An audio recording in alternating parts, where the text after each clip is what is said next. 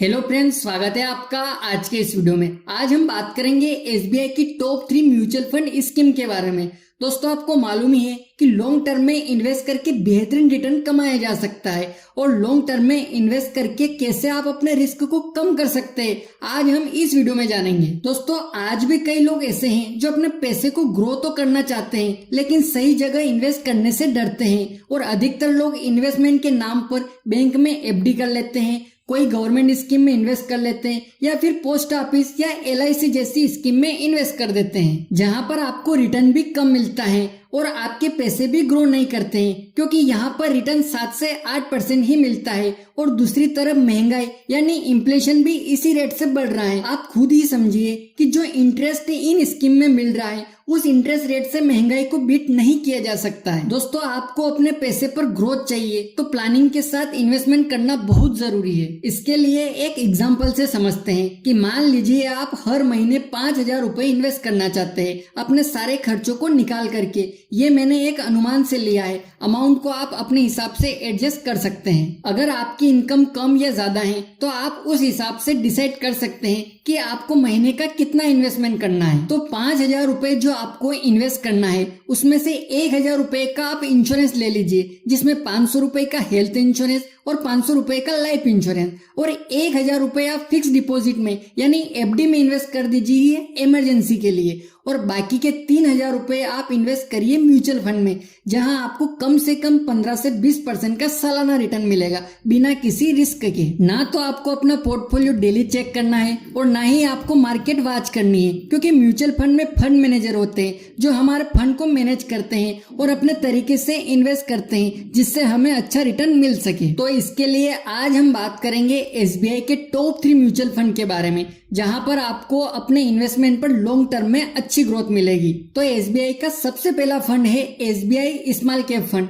इस फंड की परफॉर्मेंस को देखें तो इस फंड ने सिंस इंसेप्शन यानी जब से ये शुरू हुआ है तब से लेकर अब तक ऑल टाइम रिटर्न इसने 25% का दिया है और पिछले 5 सालों में 30% का रिटर्न दिया है और 3 सालों में 25% का रिटर्न दिया है और पिछले 1 साल में 43% का रिटर्न दिया है। यानी अगर किसी ने इस फंड में 1 साल पहले 1 लाख रुपए लमसम इन्वेस्टमेंट किया होता तो आज की तारीख में उसकी वैल्यू 1,43,000 रुपए होती।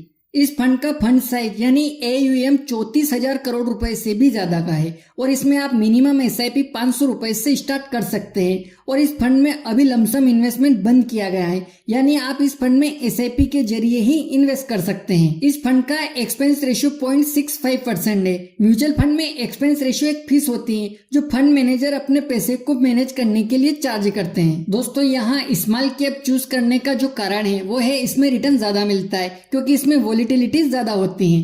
दोस्तों, हमारा दूसरा म्यूचुअल फंड है एसबीआई कॉन्ट्रा फंड। इसके परफॉर्मेंस को देखें तो इस फंड ने सिंस इंसेप्शन यानी जब से ये शुरू हुआ है तब से लेकर अब तक इस फंड ने 18% का रिटर्न दिया है और पिछले 5 सालों में 31% का रिटर्न दिया और पिछले 3 सालों में 29% का रिटर्न दिया है और पिछले 1 साल में 46% का रिटर्न बना कर दिया है। इस फंड का फंड साइज 41,000 करोड़ रुपए से ज्यादा है और इसमें आप मिनिमम SIP 500 रुपए से स्टार्ट कर सकते हैं और इस फंड का एक्सपेंस रेशियो 0.58% है। दोस्तों, हमारा अगला तीसरा म्यूचुअल फंड है एसबीआई फोकस इक्विटी फंड। इस फंड के परफॉर्मेंस को देखें तो जब से यह फंड शुरू हुआ है तब से लेकर अब तक इस फंड ने 16.5% का रिटर्न दिया है और पिछले 5 सालों में 19% का रिटर्न दिया और पिछले 3 सालों में 16% का रिटर्न दिया है और पिछले 1 साल में 27% का रिटर्न बना कर दिया है। इस फंड का फंड साइज 36,000 करोड़ रुपए है और इसमें मिनिमम SIP 500 रुपए से स्टार्ट कर सकते हैं और इसका एक्सपेंस रेशियो 0.73% है। दोस्तों, म्यूचुअल फंड लॉन्ग टर्म के लिए सही है क्योंकि इसमें कंपाउंडिंग का बेनिफिट मिलता है।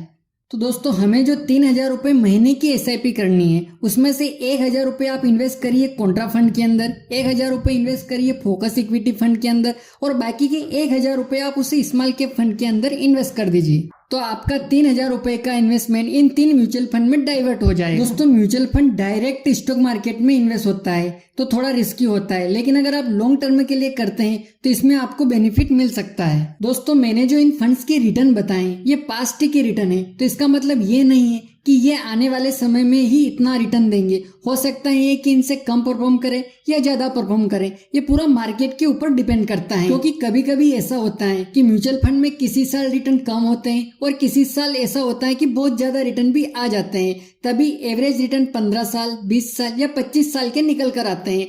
तो इसलिए म्यूचुअल फंड में आप शॉर्ट टर्म के लिए इन्वेस्ट ना करें, आप हमेशा लॉन्ग टर्म को ही ध्यान में रखकर इन्वेस्ट करें, क्योंकि लॉन्ग टर्म में रिटर्न अच्छा खासा मिल जाता है। चलिए अब SIP कैलकुलेटर में कैलकुलेट करके देखते हैं कि हमने जो 3,000 रुपए इन्वेस्ट किए हैं वो हमें कितना रिटर्न बनाकर दे सकते हैं। अगर हम 3,000 रुपए मंथली SIP कर रहे हैं और एक्सेप्टेड रिटर्न मान रहे हैं 20%, इन तीनों फंडों का एवरेज रिटर्न देखें तो वो 20% निकल के आ रहा है। तो यहाँ हमने एवरेज रिटर्न 20% माना है और टाइम पीरियड 15 साल का है। तो 15 साल बाद आपका इन्वेस्टेड अमाउंट होगा 5,40,000 रुपए और फंड की वैल्यू बन जाएगी 34 लाख रुपए। और अगर आप इसे 20 साल के लिए करते हैं तो 20 साल बाद आपका अमाउंट इन्वेस्ट होगा 7,20,000 रुपए और टोटल वैल्यू हो जाएगी 94,84,000 रुपए। और अगर आप इसे 25 साल के लिए करते हैं तो 25 साल बहुत लंबा समय होता है, लेकिन आप अगर इसे करते हैं तो 25 साल बाद आपके 9 लाख रुपए की वैल्यू होगी 2,58,00,000 रुपए। यानी म्यूचुअल फंड में लॉन्ग टर्म में कंपाउंडिंग का ज्यादा बेनिफिट मिलता है। अगर आपकी एज अभी कम है तो आप लॉन्ग टर्म के लिए प्लानिंग कर सकते हैं। तो ये थी SBI की टॉप 3 म्यूचुअल फंड स्कीम्स। दोस्तों, आप म्यूचुअल फंड में इन्वेस्ट कर रहे हैं या करना चाहते हैं तो NJ वेल्थ के साथ आप अपना अकाउंट ओपन करके म्यूचुअल फंड में इन्वेस्टमेंट शुरू कर सकते हैं। इसका लिंक आपको वीडियो के डिस्क्रिप्शन में मिल जाएगा, जहां से आप अपना अकाउंट ओपन करके म्यूचुअल फंड में इन्वेस्टमेंट शुरू कर सकते हैं। और अगर ये वीडियो आपको पसंद आए तो इस वीडियो को लाइक करें और अभी तक आपने इस चैनल को सब्सक्राइब नहीं किया है तो सब्सक्राइब कर लीजिएगा, क्योंकि इस चैनल पर आपको इन्वेस्टमेंट, बैंकिंग, इंश्योरेंस और पर्सनल फाइनेंस से जुड़ी जानकारी मिलेगी। दोस्तों, मिलते हैं अगले वीडियो में किसी नए टॉपिक के साथ। तब तक के लिए जय हिंद, जय भारत।